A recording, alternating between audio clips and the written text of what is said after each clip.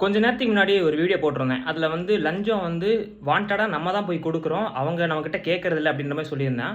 அதற்கு வந்து நெறைய பேர் வந்து கமெண்ட்ல நான் எதிர்பார்க்கவே இல்ல இவ்ளோ கமெண்ட்ஸ் வரும் அப்படின்னு சொல்லி. அதில வந்து நெறைய பேர் சொல்றது என்னன்னா, இல்ல நெறைய இடத்துல வந்து லஞ்சம் வாங்குறாங்க. நான் எங்க அப்படின்னு கேட்கும்போது நெறைய பேரு நோட் பண்ண விஷயம் என்ன அப்படின்னா, ஈபி டிபார்ட்மெண்ட்ல வாங்குறாங்க அப்படின்ற மாரி சொன்னாங்க. அந்த இடத்துல வந்து கண்டிப்பா வாங்குறாங்களா அப்படின்னா, கண்டிப்பா வாங்குறாங்க. நம்ம மேல தப்பே இல்லனாலுமே, அவங்க செய்யக்கூடிய வேலைக்கு வந்து அவங்க லஞ்சம் வாங்குறாங்க. கரெக்ட் தான். அதுல இன்னொரு விஷயம் இருக்கு. என்ன அப்டின்னா, நம்ம வந்து நீங்க சொல்ற மாரி நான் வந்து லஞ்சம் குடுக்க மாட்டேன் அப்டின்னா, அந்த வேல நடக்கவே நடக்காது. இத நம்ம வந்து எங்க போய் சுப்ரீம் கோர்ட்லயே போய் கம்ப்ளைண்ட் பண்ணாலுமே, அந்த வேல நடக்காது. ஏன்னா, அந்த எம்ப்ளாயி வந்து பாதிக்கப்படவே மாட்டாரு. அவர் யாரும் பின் பாயிண்ட் பண்ணி, "ஏன் நீ அந்த வேலைய செய்யல?" அப்டின்னு காட்ட முடியாது. ஏன்னா, அந்த வேலைய செய்யறதுக்கு தமிழ்நாடு ஈபில ஆளே இல்ல. ஸோ, ஆளே இல்லாத ஒரு வேலைய எக்ஸ்ட்ராவா செய்யறதுக்கு தான் வந்து அந்த இடத்துல நம்ம தர வேண்டியது இருக்கு. இதுக்காக வந்து நான் லஞ்சத்துக்கு சப்போர்ட் பண்றேன் அப்டின்றது கிடையாது.